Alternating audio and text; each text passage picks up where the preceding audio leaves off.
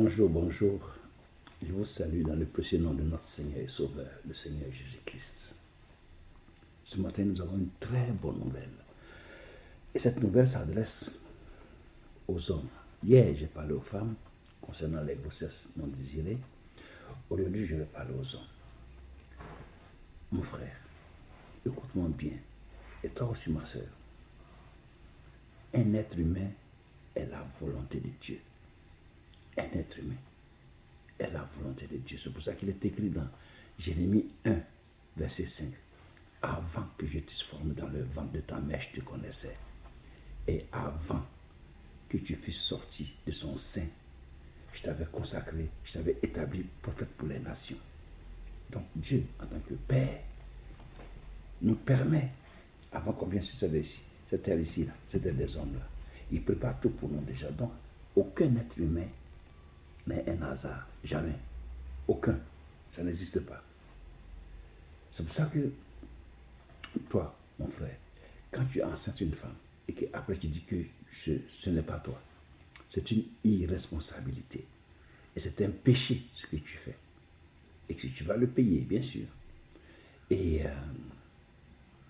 repens-toi. Si tu as ces pensées en ce moment dans ta tête, repens-toi.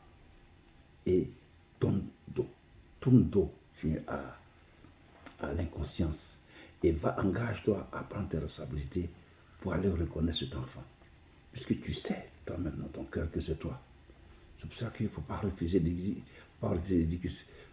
cela. Quand la femme dit que c'est toi qui l'as enceinté, c'est que c'est toi qui l'as enceinté. Maintenant, écoute ce que Dieu dit. Dieu dit ceci.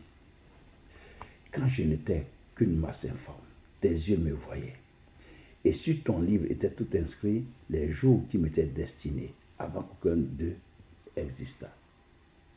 Quand Dieu a mis cet enfant dans le ventre de cette femme, avant que cet enfant soit né, et que Dieu avait tout préparé, tout était préparé. Maintenant, toi, tu décides de supprimer cette parole-là. Tu vois, mon frère, il faut vivre dans la crainte de Dieu. Il faut que tu aies la crainte de Dieu dans ton cœur. Parce que Dieu n'est pas notre camarade, il est notre créateur.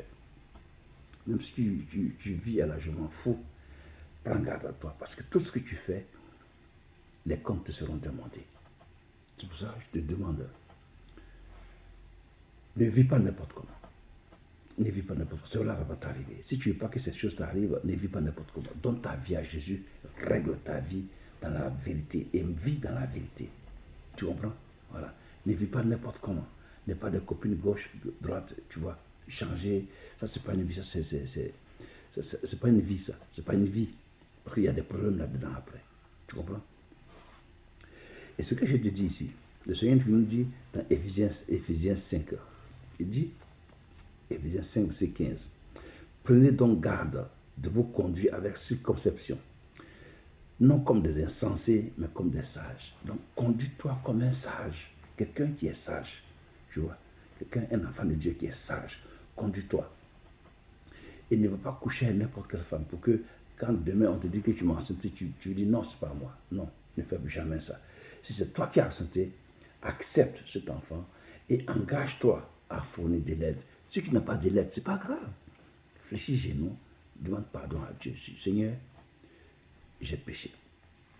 J'ai fait ce qui est mal à tes yeux. Je ne suis pas marié et je suis avec une femme. Et voilà que l'enfant est là. Accorde-moi les moyens pour nourrir cet enfant. Il va te le donner. Sois honnête. Quand tu fais ta prière, sois sincère dans ta prière.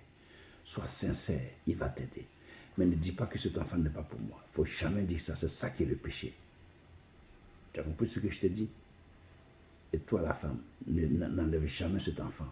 Parce qu'il a dit, ce n'est pas pour moi. Ne va pas faire. Parce que cet enfant n'est pas un hasard. C'est Dieu qui l'a envoyé. Il faut juste le conduire dans la pensée de Dieu, dans la parole de Dieu. Et qu'une fois il a donné sa vie à Jésus, sa vie change. C'est comme ça. Le sang de Jésus va briser la malédiction et il sera le nouveau enfant de Dieu. C'est comme ça. Que Dieu vous bénisse. Très bonne journée à vous. Au revoir.